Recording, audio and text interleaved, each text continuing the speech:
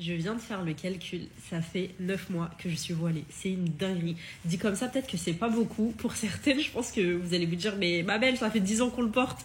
Je sais, mais je vous jure que pour moi, c'est une folie, c'est une dinguerie parce que je vous jure que s'il y a ne serait-ce qu'un an, on m'avait dit, tu vas porter le voile, j'aurais dit, mais pas du tout. Genre, on se calme, on se calme. Et pourtant, me voici. Donc, je vais vous raconter ce qui a fait que j'en suis arrivée à porter le voile. Déjà, moi, il faut savoir que je suis marocaine et que, autant du côté de mon père que de ma mère, j'ai beaucoup plus de famille qui vit au Maroc que de famille qui vit en France.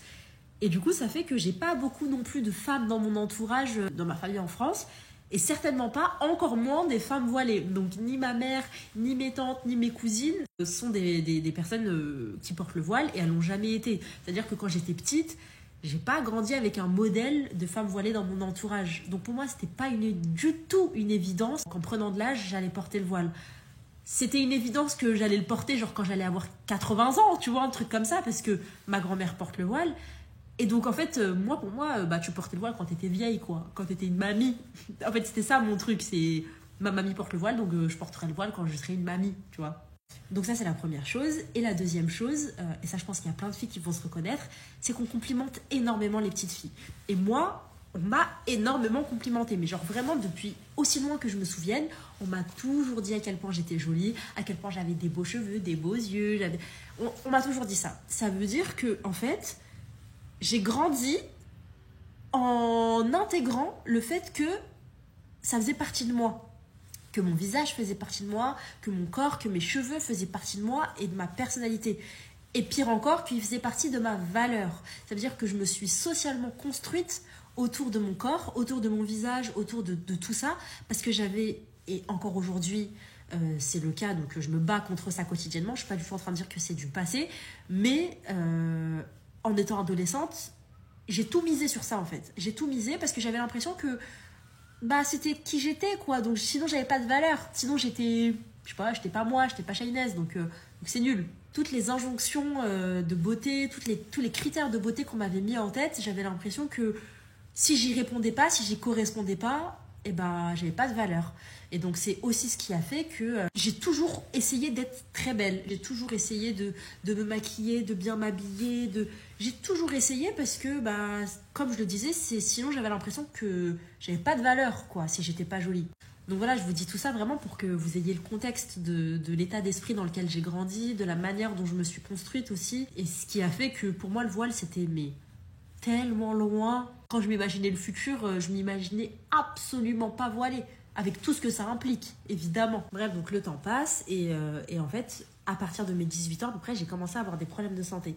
J'en avais parlé, d'ailleurs j'ai une vidéo sur ça sur mon compte si vous voulez aller la voir, mais j'ai eu un fibrome utérin que j'ai dû enlever et qui m'a vraiment traumatisée. Qui m'a vraiment, encore aujourd'hui, des fois quand j'y pense, j'ai envie de faire une crise d'angoisse tellement ça m'a traumatisée. Je me suis pris une claque en fait, vraiment une claque de purée, en fait, ton corps il t'appartient tellement pas. Genre, demain ton corps il décide de faire une tumeur, et t'es personne pour l'en arrêter, t'es personne pour dire stop. Genre, vraiment, t'es personne. Donc, c'est pas toi qui maîtrise ton corps.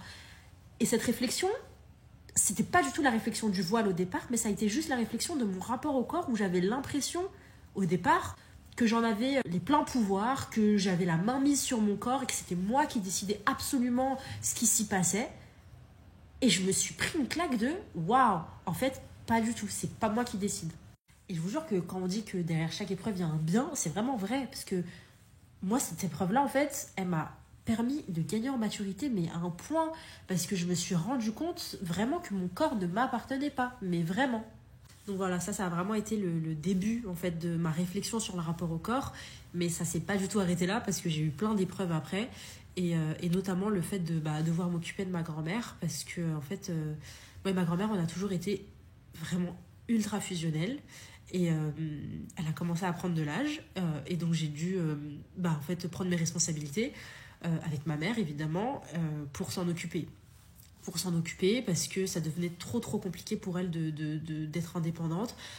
Donc il a fallu commencer à s'occuper d'elle comme on s'occuperait d'un bébé, quoi. Lui donner à manger, lui faire la douche, enfin bref, tout ça. Et en fait, il y a eu une période de plusieurs mois qui a été extrêmement compliquée où on faisait des allers-retours entre les hôpitaux. Et les moments où en fait elle n'était pas à l'hôpital, on devait s'en occuper à la maison, comme ses infirmières personnelles, quoi. Et que de toute façon, même quand elle était à l'hôpital, on s'en occupait comme ses infirmières, parce que les infirmières le faisaient soit mal, soit pas assez, soit par manque de temps, enfin bref. Et en fait, ça m'a tellement mis la claque de ma vie, mais genre rien que d'y penser, parce qu'en fait je me suis rendu compte que, donc j'avais d'abord cette réflexion sur le corps t'appartient pas, ok, et là j'ai eu la réflexion sur en fait rien ne t'appartient, ma grand-mère c'était une femme très belle, et forcément en prenant de l'âge, tu perds ta beauté, tu perds ton corps, tu perds ta mobilité, tu perds ton argent, tu perds ta famille, puisque personne ne t'appelle, personne ne vient, mais rien en fait. Et donc là, ça, ce que je vous raconte, c'était il y a 1 an, et en fait ça m'a tellement ouvert les yeux sur la futilité des choses auxquelles on s'attachait. Et surtout, en fait, je me suis rendu compte que ce qui tenait ma grand-mère en vie, c'était la religion. Même dans un lit d'hôpital, même dans des états qu'on pourrait même pas qualifier, elle continuait à réciter, elle continuait même si elle se souvenait plus de comment prier, elle a continué à essayer. C'est ce qui lui faisait énormément de bien. Il lui restait plus rien, si ce n'est Dieu. Et quand je l'ai vu comme ça, je me suis dit, mais pourquoi est-ce que tu te prends la tête, en fait? Pourquoi est-ce que tu te prends la tête? Pourquoi est-ce que tu délaisses autant la religion, alors que c'est la seule chose qui va te rester un jour ou l'autre? C'est la seule chose qui va te rester. Tes enfants, ils vont grandir, ton mari, on sait pas ce qui peut se passer, ta maison, elle va disparaître avec toi. Et la religion, c'est la seule chose qui est pérenne dans le temps, en fait. Dans le temps, dans cette vie, dans la vie d'après, c'est la seule chose vraiment qui dure. Et donc cette réflexion-là, pareil, c'était juste avant le ramadan de l'année dernière.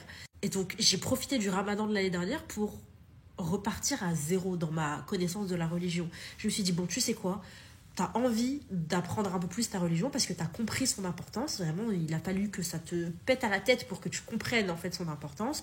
Et donc j'ai profité du ramadan pour me reconcentrer dessus, pour vraiment repartir à zéro.